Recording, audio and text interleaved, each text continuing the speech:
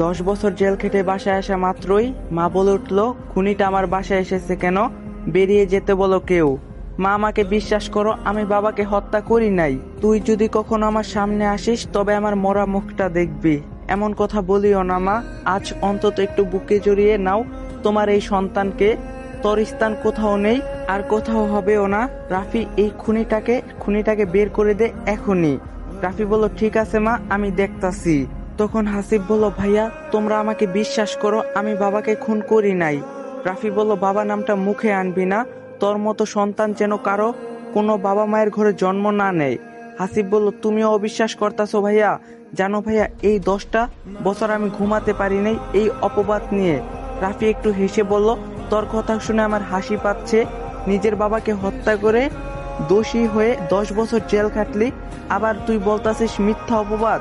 হাসিব বলল, হ্যাঁ, এটা মিথ্যা অপবাদ। তখন রাফি বলল, এত কথা বুঝি না, এই মুহূর্তে তুই এই বাড়ি থেকে বেরিয়ে যাবি।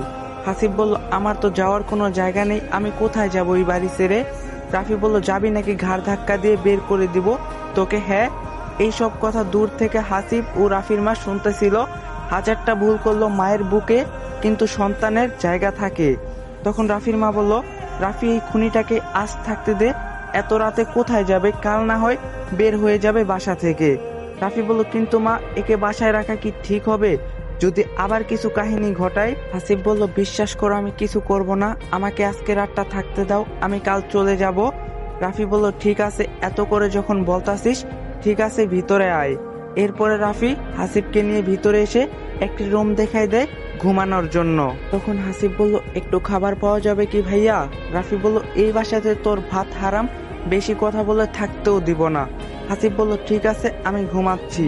এরপরে সবাই ঘুমিয়ে পড়ে। ঠিক রাত 2টার দিকে হঠাৎ চিৎকারের শব্দ আসে। বাঁচাও, বাঁচাও, আমাকে শেষ করে ফেললো, প্লিজ আসো আমাকে বাঁচাইতে।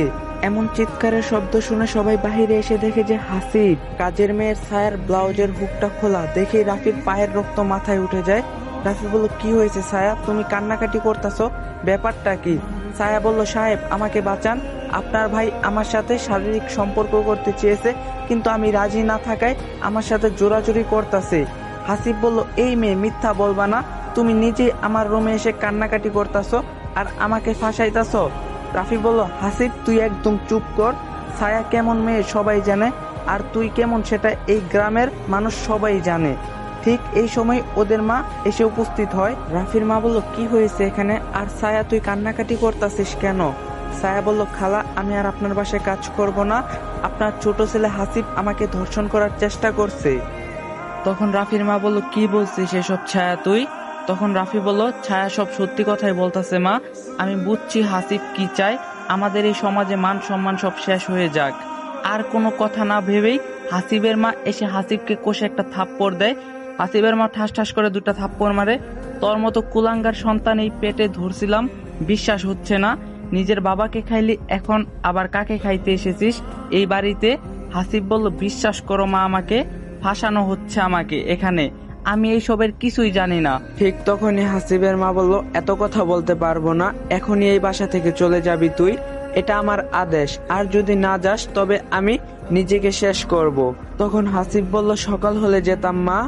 হাসিবের মা বলল, এই মুহূর্তে যেতে বলছি আমি। তখন হাসিব বলল, ঠিক আছে মা, আমি যাইতাছি, তবে বলে গেলাম একটা কথা, আমি বাবাকে হত্যা করি নাই, আর এই মেয়েটাকেও কিছু করি নাই। বাবার মৃত্যুর পর যেমন আমাকে ফাঁসানো হয়েছে,